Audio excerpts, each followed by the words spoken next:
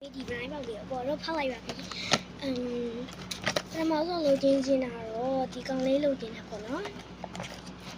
ကြာမှကြာတော့မသိဘူးခုကပေါ်ရင်ကြည့်ကြည့်မယ်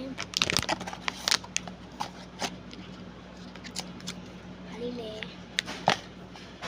ဟမ်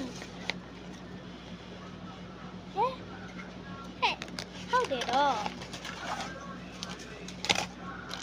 ဒါသူ့ရဲ့ဟိုဟာကျိုးလေးပေါ့ဒါသူ့ရဲ့ကတ်ပေါ့နော်ဒီကဘယ်လိုလေးလဲတော့မသိဟုတ်ပါပြီနော်ဝင်းနေမှလို့ပြောလို့ရတယ်ဒါမျိုးစိတ်လောက်စားလို့ပေါ့နော်တမီနောက်တစ်ခါကျလို့တမျိုးလေးမျိုးတော့မျိုးပဲနေလို့ရတာဖပဲချက်ဖို့ကောင်းရင်ဒါလေးထားထားရမယ်နော်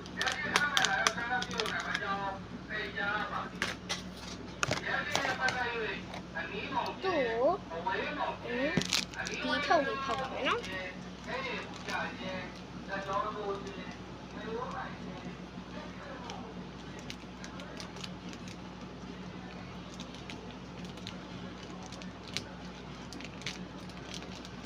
တော့ဟုတ်တာတော်ခက်တယ်ပေါ့နော်